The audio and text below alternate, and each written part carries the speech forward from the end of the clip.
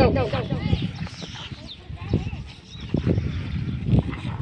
ಆ ಕಾಡಿನಲ್ಲಿ ಸುಂದರವಾದಂತಹ ಹಲವಾರು ಪ್ರಾಣಿಗಳಿದ್ದವು. ಅದರಲ್ಲಿ ಮೊಲದ ಹಾವಳಿಗಳೇ ಜಾಸ್ತಿ ಇತ್ತು.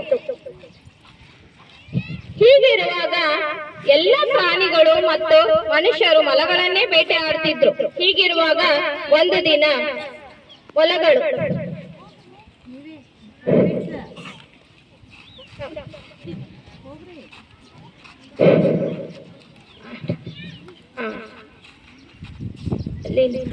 ಅಯ್ಯೋ ಪ್ರಾಣಿಗಳು ಬಂದು ತಪ್ಪಿಸಿಕೊಳ್ಳಿ ತಪ್ಪಿಸಿಕೊಳ್ಳಿ.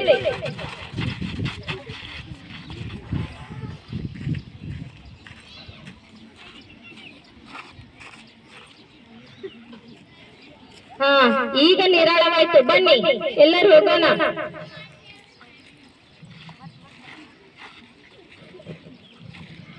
ಅಯ್ಯೋ ಮನುಷ್ಯರು ನಮ್ಮನ್ನು ಬೇಟೆಯಾಡಿ ಬರ್ತಿದ್ದಾರೆ, ತಪ್ಪಿಸಿಕೊಳ್ಳಿ.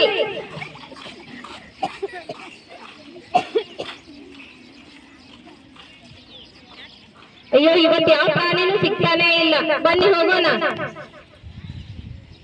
ಬನ್ನಿ ಎಲ್ಲರೂ, ಮನುಷ್ಯ ಬೇಟೆಗಾರರು ಹೋದರೆ ಬನ್ನಿ ಎಲ್ಲರೂ ಹೋಗೋಣ. ಅಯ್ಯೋ ಈ ಪ್ರಾಣಿ ಮತ್ತು ಮನುಷ್ಯರಿಂದ ತಪ್ಪಿಸಿಕೊಂಡು ನಮಗೆ ಸಾಕಾಗಿ ಹೋಗ್ಬಿಟ್ಟಿದೆ.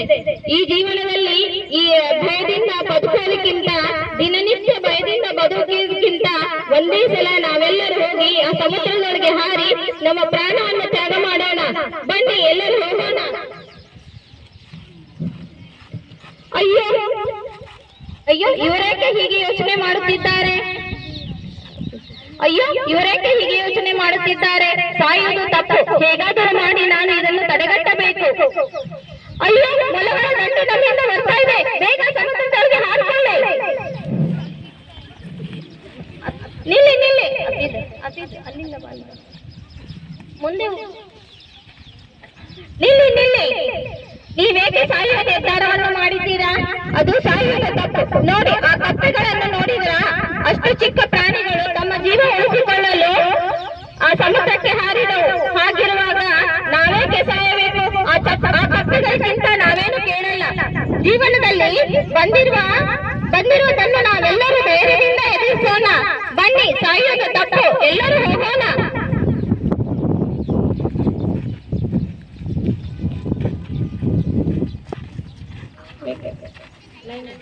ಮೇಕೆ ಲೈನ್.